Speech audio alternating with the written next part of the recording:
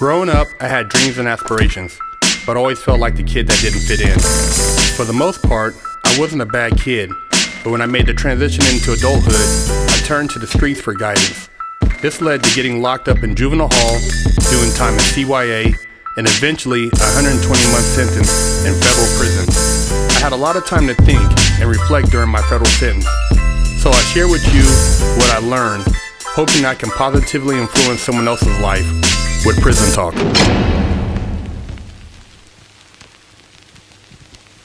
What's up, everybody? This is Big Herc with Fresh Out, and you're tuned in to another episode of Prison Talk. I want to say thank you to all of our fans who have supported us. And if you haven't subscribed, hit the subscribe button, man, and make sure you check all our latest videos out. If you haven't checked out our Instagram or our Twitter, it's FreshOutSeries. Go ahead and subscribe to that out also. We also got a Patreon, which is FreshOutSeries. If you haven't seen our website, it's www.FreshOutSeries.com. Check that out and let us know what you think. We got a lot of cool stuff on there. And also, if you have any questions, hit us up at FreshOutSeries@gmail.com. I had a question for one of our viewers. Shalom, Big Herc from Tel Aviv, Israel. Over here, myself and various friends have been checking out your channel and really enjoy the inside prison stories. We have a question. Can you talk about any experiences of selling wolf tickets? We find this of particular interest as we sometimes had guys in our fighting units bragging about how tough they are, only to lose their shit when they get tested. Also, on the other hand, how is it possible to really identify the most dangerous inmates when you first arrive? Thanks from your Israeli crew. Shout out to Israeli crew. Wolf tickets. You got a few guys running around there who, try to talk big shit. The thing is, man, if you're selling wolf tickets, you're going to find a wolf in prison who's going to bite, and he's going to pull your whole card. I've seen a couple guys come in there.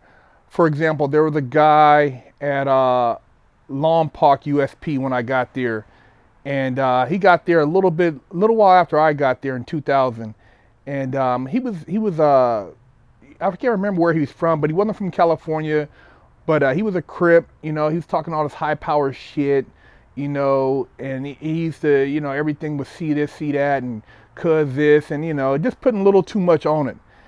And the homies, the LA cast, man, and the other Crips up in there weren't really feeling this dude, man, because he just talked a little bit too much. And when you talk a lot, people have a tendency to want to investigate.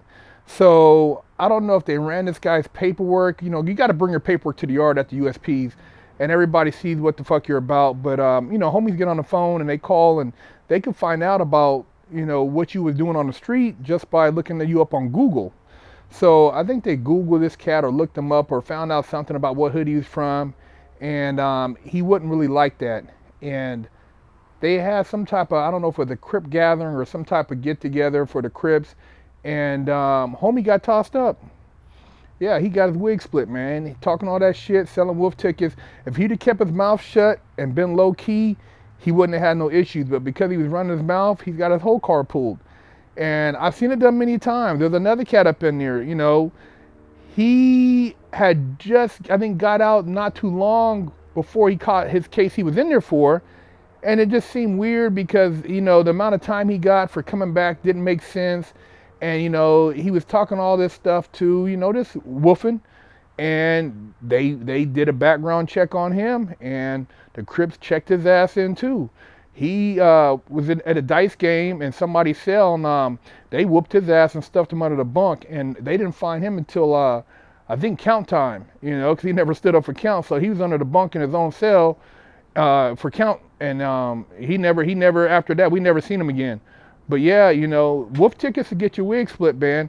A lot of dudes who talk a lot of high power shit most likely ain't about it, and then there's guys who I thought were about it, and somebody else hits the yard and exposes that person, and that person at that point is no longer who they say they are, and they check in.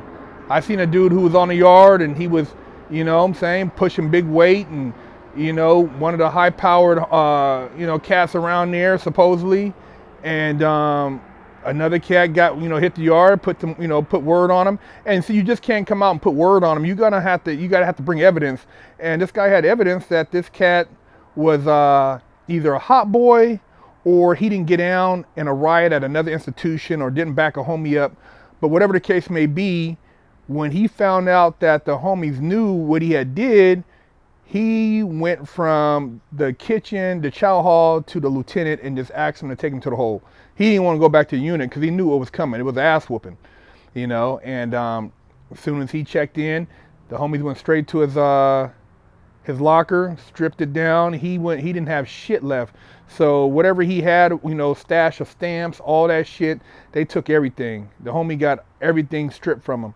So yeah, they don't fuck around. Those wolf tickets, man, you know, the quiet motherfuckers are the ones who put in the work. You know, when you ask about who's the, you know, dangerous inmates or the guys who are, you know, about their business, they ain't doing a lot of talking, man.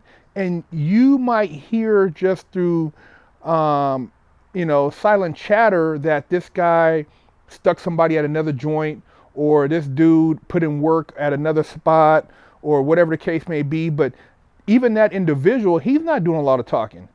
I used to sit down and talk with killers. I've had conversations with dudes, I could look in their eyes and I knew that they were about their business, that they had juked a couple people on the street. And you can tell a real killer from a fake killer. You know, I could just feel the vibe. You know when a dude he's got bodies behind him. So you don't even question whether or not this person, what they're capable of. You just know that they're a silent assassin. But the dangerous inmates, you know, it's not like there's a lineup and, you know, people are pointing them out to you. You just know. If you're a street dude, you grew up around people who were, you know, savages on the street, who were, you know, gangsters, you know, you could just feel the vibe and you know what's up. You could read people. If you can't read a motherfucker, you had no business even being on the street. And if you can't read a person in prison, then you better stay your ass up in PC, because you're not going to make it. So the thing is, you got to know how to read people. And for the most part, the killers, man, you know, you'll know just by body language and how a person carries it. But they ain't doing a lot of talking. They ain't selling no wolf tickets, you know, and it's not the tattoos, it's not the size, it's the demeanor of the person. You know, the littlest guy could be the most vicious motherfucker in the pen. So you never know who you're dealing with until you deal with them. But at the same time, you do know who you're dealing with, because if you peep game, you recognize who's who. Lockdown's over. Get your yard time in. Exclusively at FreshOutSeries.com.